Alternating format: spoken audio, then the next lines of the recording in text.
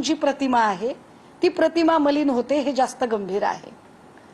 अजूनही आम्हाला कळलं नाही, चर्चा खूप येते की कुणाच्या तरी फोटोवर फुल्या मारल्या गेल्या। आम्ही खूप माहिती घेतो तेव्हा काही लोक दबक्या आवाजात म्हणतायत की अशा फुल्या या राज्याचे विद्यमान मुख्यमंत्री श्रीयुत देवेंद्र फडणवीस जी यांच्या फोटोवर फुल्या मारल्या। काय खरं काय खोटं आम्हाला माहित नाही, आम्हाला याची कल्पना नाही, पण राज्याच्या मुख्यमंत्र्यांच्या फोटोवर फुल्या मारण्या इतकी हिमाकत जर कोणाची होत असेल तर ही राज्याला हादरवणारी गोष्ट आहे। त्यामुळे हे कोण लोक आहेत, यांना का फुल्या माराव्याशा वाटतात, फुल्या मारण्यामागची यांची भावना काय आहे?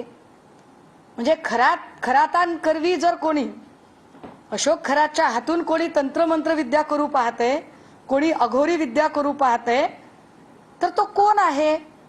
असा कोण असेल की ज्याला काही फायदा होतोय? काय नेमकं हे घडत होतं? कारण महाराष्ट्राच्या शीर्षस्थानी असणारी ही एवढी महत्त्वाची नावं आणि त्यांच्या नावाच्या संबंधाने जर एवढ्या गंभीर चर्चा बाहेर येत असतील तर महाराष्ट्रातली जी जनसामान्य जनता आहे ती सुरक्षित आहे असे कसे मानावे? त्यामुळे एसआयटी जर तपासाला वेग घेत नसेल तर या प्रकरणामध्ये अगदी सीआयडीचा समावेश व्हावा असं आमचं म्हणणं आहे। कारण एसआयटी अजूनही चाकणकरांना अजूनही चौकशीला बोलावत नाही।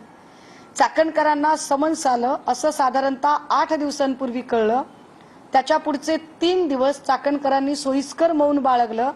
3 दिवसानंतर चाकणकरांना अचानक कंठ फुटला आणि त्या म्हणाल्या की असं समन्स मला आलंच नव्हतं। याचा अर्थ आम्ही काय काढायचा? चाकणकर एसआयटीला बोटावर नाचवतायत का?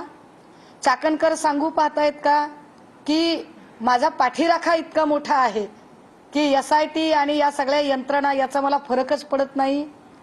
की याचा दुसरा अर्थ काढायचा की लोक दबक्या आवाजात म्हणतात की बाबा एसआयटी प्रमुखांची आणि चाकणकरांची चांगले गुड रिलेशन आहेत? आम्ही नेमकं काय म्हणायचं याला? कारण तपास पुढे जात नाहीये। तपास पुढे का जात नाही? अजूनही आर्थिक स्रोत का तपासले जात नाहीत? सीडीआर बाहेरचा माणूस काढतो, एसआयटी काढत नाही। हे एसआयटी साठी गंभीर आहे।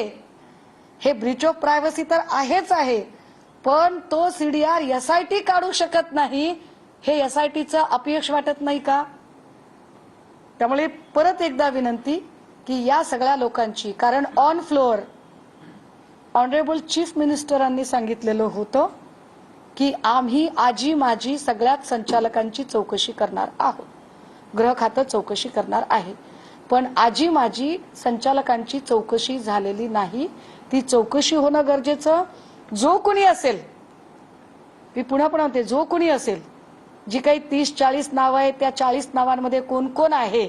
काही जण असे पण आहेत जे आमच्या नजरेत आहेत की जे आमदार नाहीत पण आमदारापेक्षा कमी नाहीत, जे आमदार नाहीत पण आमदारापेक्षा कमी नाहीत, आणि ज्यांचा वावर बऱ्यापैकी मंत्रालय आणि परिसरात आहे, अशी सुद्धा नावं यात आहेत। या सगळ्यांची चौकशीच्या संबंधाने वेगवान पावलं उचलली गेली पाहिजेत, अन्यथा एक मूवमेंट म्हणून आणि पुढचा स्टँड घ्यायचा म्हणून मग आम्हाला परत रस्त्यावर उतरून आंदोलन करावं लागेल।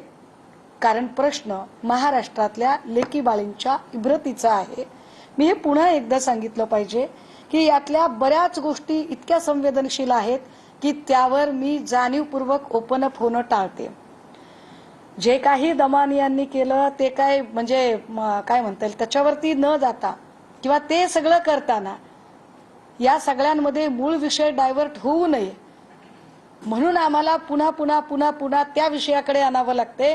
कारण 2 दिवस जाणीवपूर्वक विषय भरकटवायचा आणि खरात आणि केसरकर आणि एकनाथ शिंदे आणि यांचं कॉल, याचं काय नेमकं झालं, ते कॉल कशासाठी, या विषयावरच यायचं नाही, हे योग्य होणार नाही। त्यामुळे या सगळ्या मुद्द्यांचं निराकरण झालं पाहिजे आणि एसआयटीने याची उत्तरं दिली पाहिजेत। मी आठवण करून दिली पाहिजे